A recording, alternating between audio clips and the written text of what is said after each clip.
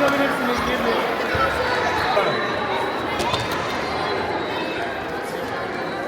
Renkten birer tane alıyorum. Burada gördüğünüz şekil aynısını yapıp öyle yapalım. Gördüğünüz şekil yapmaya çalışıyorum.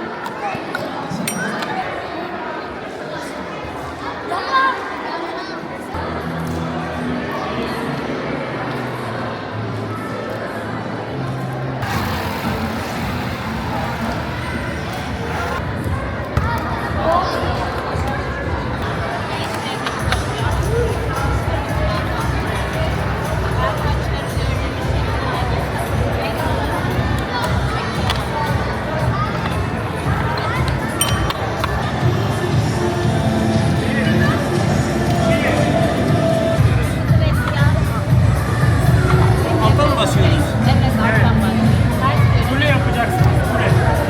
Nereye?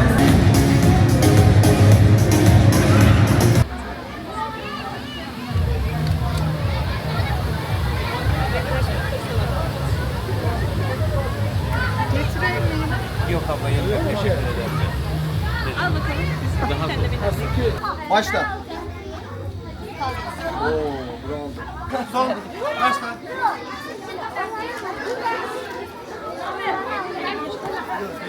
Bir dakika. Çek. Bırak. Bravo. Harikasın. Vallahi bravo. Çak. 12'den vurdun oğlum.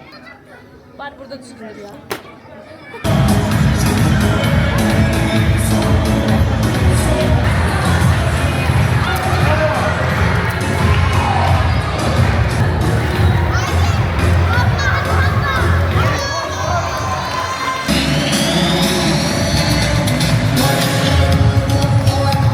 Adın ne senin? Yavuz nasılsın? İyi misin?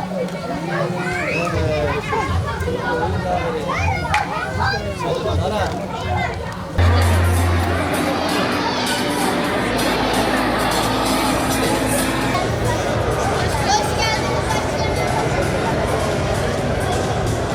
Evet, biz Yeşilyurt Belediyesi olarak her zaman gençlere, çocuklara ve ailelere dönük sürekli bizim projelerimiz var.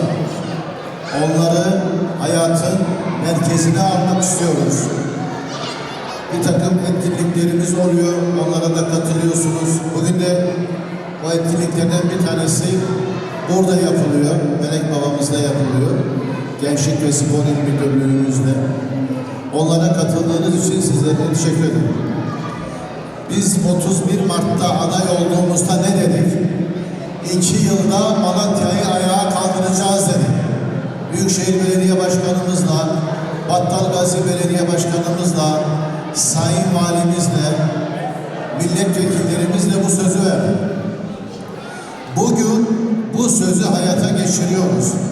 Cumhurbaşkanımızın önderliğinde Sayın Bakanımız Murat Kurum'un başkanlığında hep beraber bu işleri muhtarlarımızla başarıyoruz.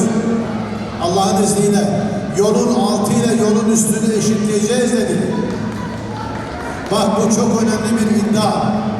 İnşallah 2026'nın sonlarına geldiğinde yolun altında sadece konut değil, yeşil alanları da, çevre düzenlemelerini de peyzaj çalışmalarını da yaparak şehri ayağa kaldıracağız.